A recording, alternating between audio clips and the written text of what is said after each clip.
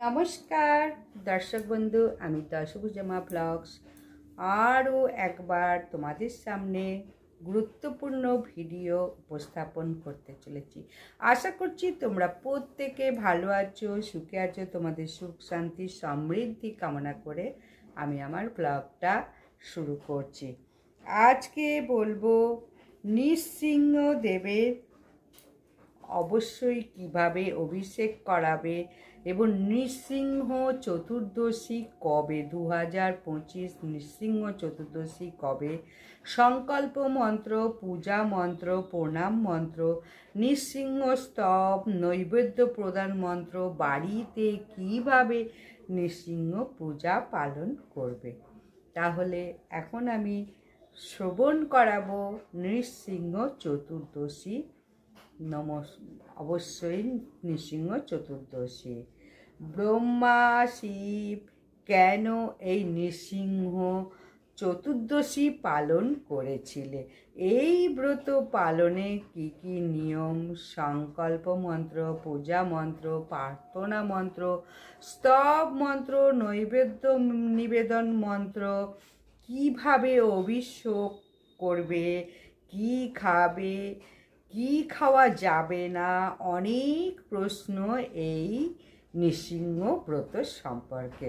তো প্রতি বছর নৃসিংহদেবের ব্রত বছরে একবারই আসে, তাই খুব সুন্দরভাবে ঘরে পালন করো, ভালোভাবে নিজের বাড়িতে বসেই নৃসিংহদেবের আবির্ভাব দিবস পালন করা যাবে। বিশেষ কৃপা লাভ করার একমাত্র উপায় 2025 সালে 11ই মে রবিবার নৃসিংহ চতুর্দশী ব্রত পালনের দিন। ব্রহ্মা সৃষ্টিকর্তা যখন আদেশ পেলেন ভগবান বিষ্ণুর কাছ থেকে, তিনি সৃষ্টিকর্মের প্রথমেই তিনি বললেন যে ভগবান নৃসিংহ দেবের বিশেষ আকৃতি এবং আবির্ভাব তিথি পালন উৎসব করলেন।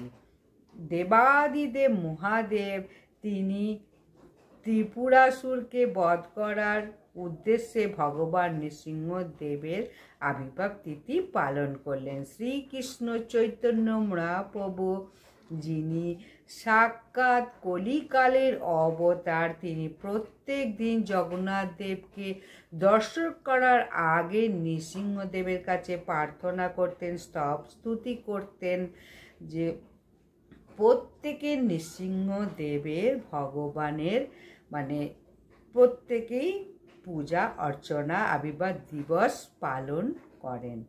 তাই আবির্ভাব দিবস অবশ্যই প্রত্যেকে পালন করো, খুবই নিষ্ঠার সঙ্গে এই বিশেষ দিনটাকে পালন করা প্রত্যেকের উচিত।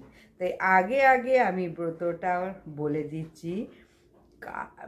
বৃহৎ নরসিংহ পুরাণে পরিষ্কারভাবে বলা রয়েছে যে প্রতি বছর এই নৃসিংহদেবের পূজা অবশ্যই করো।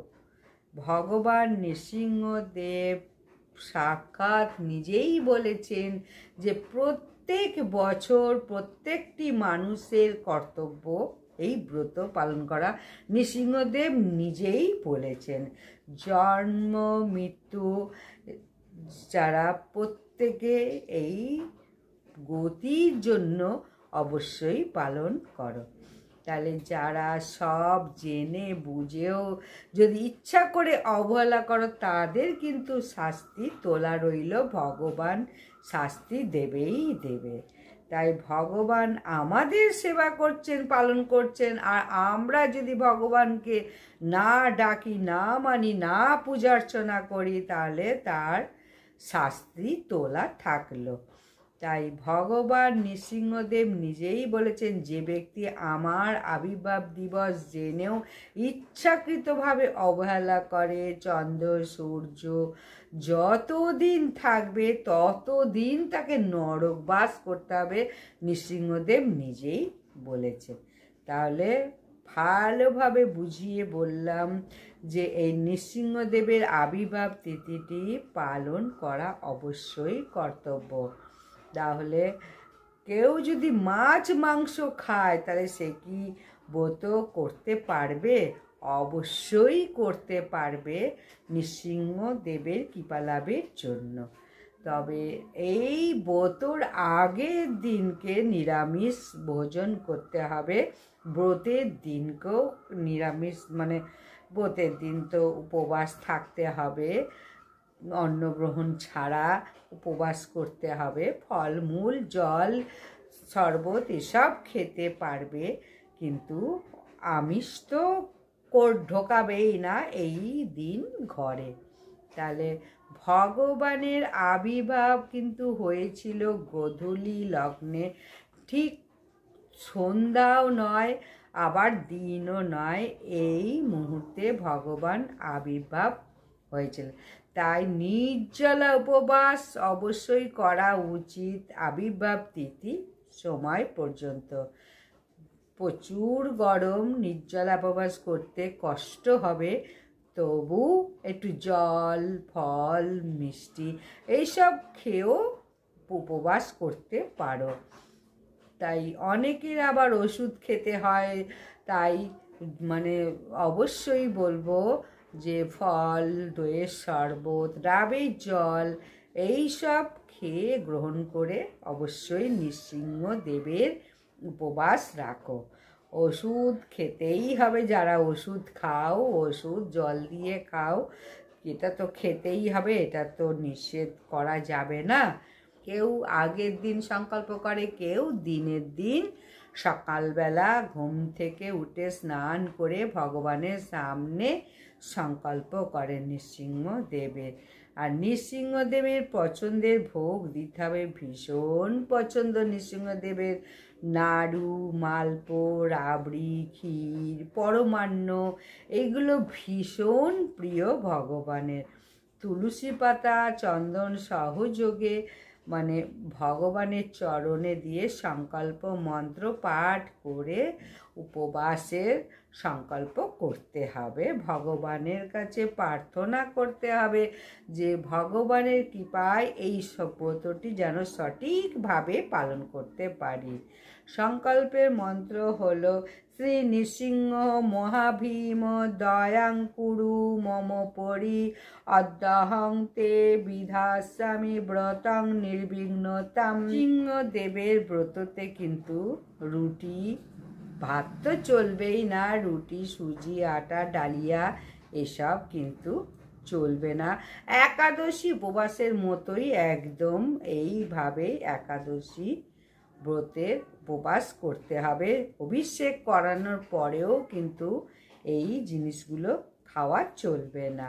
তাই ভগবানের প্রিয় জিনিস দিয়ে মঙ্গলারতি করে তুলসী পাতা চন্দন সহযোগে ভগবানের চরণে দিয়ে সংকল্প মন্ত্র পাঠ করে তারপরে ব্রত সংকল্প করতে পারো এবং ভগবানের কাছে প্রার্থনা করো যে সঠিকভাবে যেন পালন করতে পারি সংকল্প মন্ত্র। হে নৃসিংহ, হে মহাভীম, আমার উপর দয়া প্রকাশ করুন। অদ্য আমি আপনার ব্রত আচরণ করিব, নির্বিঘ্নে তা সম্পন্ন করুন। বাংলায় আমি মন্ত্রটা বলে দিচ্ছি, সংস্কৃততেও আছে।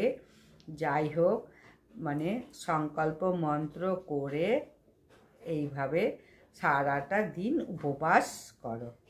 তাহলে যদি আলেখ্য থাকে, আলেখ্যকে সুন্দর করে অভিষেক করিয়ে তিলক আচমন করে সমস্ত আলেখ্যগুলোকে একটা পাত্রে গঙ্গা জল, অগরু, চন্দন, গোলাপ জল এইগুলো দিয়ে সুন্দর করে অভিষেক করাও, তুলো দিয়ে বা একটা ভালো নতুন কাপড় দিয়ে সুন্দর করে মুছে দাও। প্রত্যেকটি আলেখ্যকে সুন্দর মালা দিয়ে সাজাও। জুঁই ফুলের মালা তো এখন ভীষণ পছন্দের ফুল, সাদা সুগন্ধি ফুল নৃসিংহদেবের ভীষণ পছন্দ। তাই খুব সুন্দর করে ভগবানকে শৃঙ্গার করিয়ে দাও, বাল্যভোগ তারপরে ভোরবেলা উঠে দিয়ে দাও, সংকল্প করো, পূজা করো বিশেষভাবে।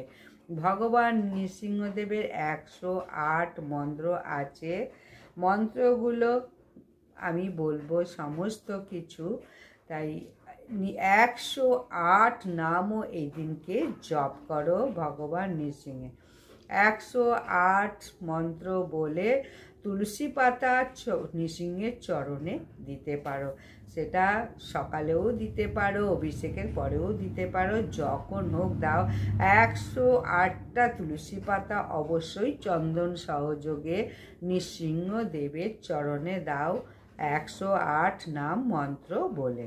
ইটের অংশটা যেন ভগবানের চরণে হয়, আর পিছনের অংশটা ওম নরসিংহায় নমঃ এরম করে প্রত্যেকটা তুলসী পাতা চন্দনে ডুবিয়ে ভগবানের চরণে দাও। একটা করে মন্ত্র বলো, একটা করে পাতা ভগবানের চরণে দাও। এইরকমভাবে 108টা তুলসী পাতা ওই দিনকে অবশ্যই দাও। আর তুলসী পাতা মালা তৈরি করে ভগবান নৃসিংহদেবকে পরাও। মঞ্জুরিও মালা তৈরি করে নৃসিংহদেবকে পরাতে পারো।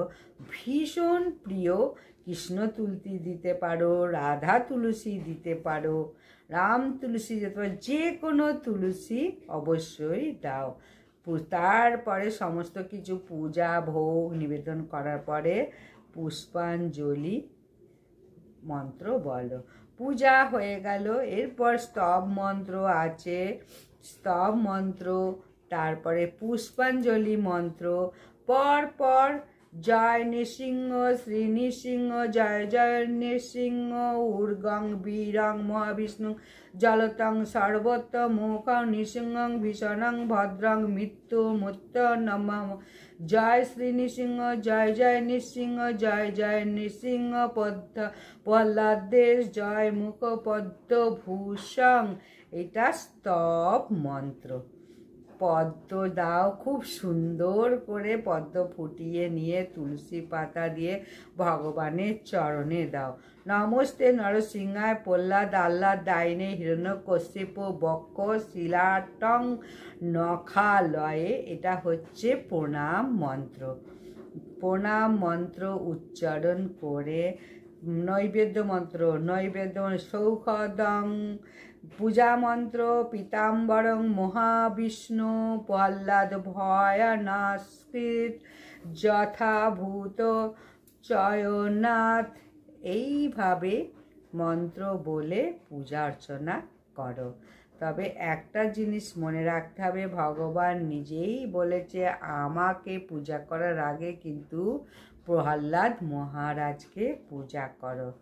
তাহলে যাদের দীক্ষা হয়েছে তারা প্রথমে শ্রী গুরুদেবকে পুষ্প দিয়ে পূজা করবেন, তারপরে প্রভুপাদকে পূজা করে অনুমতি চাইবেন, তারপরে চৈতন্য মহাপ্রভু, শ্রীমতী রাধা রানী, তারপরে প্রহ্লাদ মহারাজ, তারপরে ভগবান নৃসিংহ মহারাজ। এইভাবে আমরা ভগবানের কাছে পৌঁছাবো সিঁড়ি দিয়ে ধাপ ধাপ করে। প্রহ্লাদের আগে পুজো করে, প্রহ্লাদের অনুমতি নিয়ে কৃপা প্রার্থনা করে তারপরে আমরা ভগবান নৃসিংহদেবের পূজা করব। সারা দিন ভগবানের উৎকৃষ্ট খাদ্যদ্রব্য ভোগ নিবেদন করতে পারেন। 56 ভোগ, 16 ভোগ, 6 ভোগ, যতটুকু সম্ভব ওই দিনকে নৃসিংহদেবকে খাদ্যদ্রব্য বানিয়ে দেবেন। ওই দিনকে কিন্তু নিজেদের কোনো ভোগ বা প্রসাদ খাওয়া চলবে না, পরের দিনকে খেতে পারো।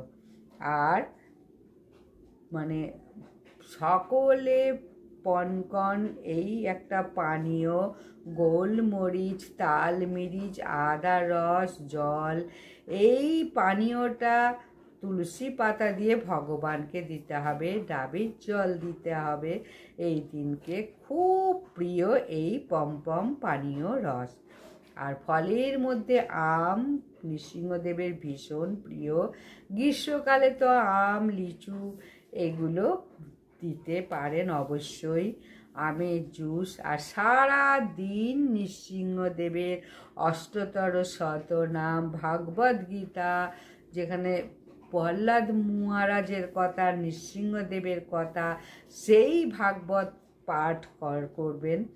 এরপর অভিষেক করাতে হবে। অভিষেক করাতে নাই পারো তাহলে ইউটিউবে ইস্কনের অভিষেক দেখে অভিষেক পুণ্য অর্জন করতে হবে।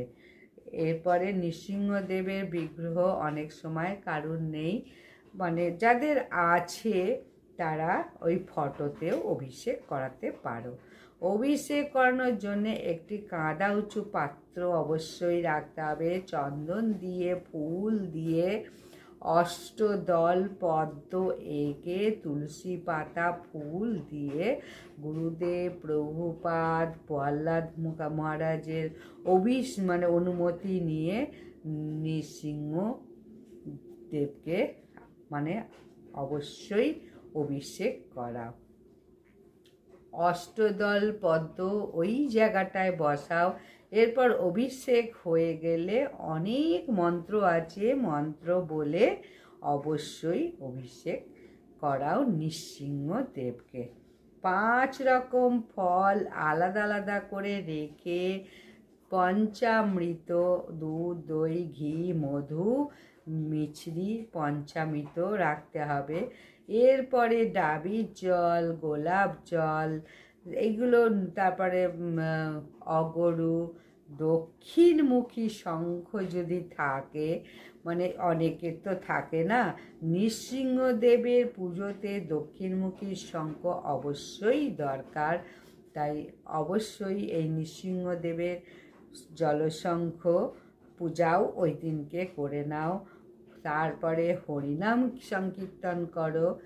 এইভাবে অভিষেক শঙ্খের সাহায্যে বিভিন্ন ফলের রস, পঞ্চদ্রব্য, পঞ্চামৃত দিয়ে আলেখ্যর ওপর নিবেদন করতে হবে, দিয়ে অভিষেক করানো হবে। মনে মনে ভাবতে হবে ভগবান নৃসিংহদেবকে আমি স্নান করাচ্ছি। এইভাবে যখন অভিষেক কমপ্লিট হয়ে যাবে তখন সুন্দর একটা নতুন কাপড় দিয়ে মুছে নাও। তারপরে সিংহাসনে স্থাপন করে আবার মালা টালা পরিয়ে দিতে হবে। পুষ্পাঞ্জলি মন্ত্র বলতে হবে। পদ্ম ফুল অবশ্যই দাও। জুঁই ফুলের মালা ভীষণ পছন্দ, জুঁই ফেলে মালা দিতে হবে। তো বলে অবশ্যই পুষ্পাঞ্জলি নিজেরা সব দিয়ে দাও। শ্রী নরসিংহায় সমর্পয়ামি, এই বলে প্রত্যেকে প্রণাম করো। প্রণাম করার সময় প্রার্থনা নিবেদন করতে হবে, ভগবানকে জোর হাতে প্রার্থনা করে, হে ভগবান নৃসিংহদেব, আপনি আমাদের প্রত্যেকের দুঃখ, দুর্দশা, কষ্ট দূর করুন।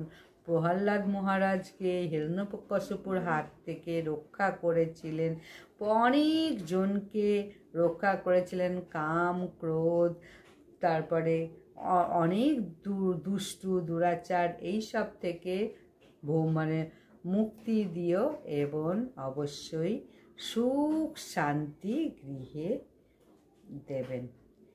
এইভাবে কৃষ্ণ ভক্তি আমি করতে পারি, কৃষ্ণ পাদপদ্মে যেন আমার ভক্তি থাকে, এই আমার প্রার্থনাটুকু করুন। কৃষ্ণ ভক্তিকে আরও আরও উন্নত করতে হবে এইভাবে ভগবানকে ডেকে। তাহলে ভগবান নৃসিংহদেবকে কিভাবে সারা দিন পূজা অর্চনা করবে, অভিষেক করাবে এবং মন্ত্রপাঠও বলে দিলাম, কি ভোগ নিবেদন করবে, কি ফুল পছন্দ করে, সমস্তটাই বলা হলো। এই সব প্রার্থনা করার পর ভগবানের ভোগ নিবেদন করবে। নৈবেদ্য মন্ত্র, নৈবেদ্যং সৌখদং চাস্তু ভক্ষ ভোজ্য সমন্বিতং দদামি তে রমাকান্ত সর্বপাপ ক্ষয় কুরু। পূজা মন্ত্র, পীতাম্বরং মহাবিষ্ণু প্রহ্লাদ ভয় নাস্কৃত যথা ভূচনেনাথ যথোত ফলদ ভর। এইভাবে মন্ত্র বারবার বলে তারপরে পূজা পাঠ শেষ হয়ে গেলে আরতি করো, নানান রকম ধূপ দীপ কর্পূর এইসব দিয়ে পরপর আরতি করতে হবে। শঙ্খ ঘণ্ট বাজিয়ে খুব সুন্দর করে পূজা অর্চনা করে দরজা বন্ধ করে ভগবান বিশ্রাম করবে। তারপরে অনুকল্প প্রসাদ গ্রহণ করতে হবে। তবে হ্যাঁ, অনুকল্প প্রসাদে কিন্তু ফল মিষ্টি খাওয়া যাবে, কোনো লুচি সুজি পায়েস এইসব দিলে কিন্তু খেতে পারবেন বা নিতে পারবে না। তাই মায়াপুরে ভীষণ সুন্দরভাবে এই পূজা পাঠ করায়, দর্শনেও অনেক মুক্তি, আগেও বলেছি।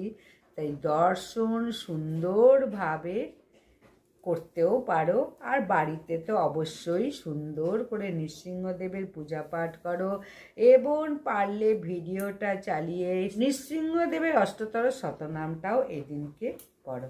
নমস্কার, বিদায়। যদি ভিডিওটা ভালো লাগে অবশ্যই লাইক সাবস্ক্রাইব শেয়ার করে দাও, এবং আরও একটা নতুন ভিডিও যাতে আমি উপস্থাপন করব সহজে পেতে পারো তার জন্যে নতুন সাবস্ক্রাইবাররা সাবস্ক্রাইব করে দাও।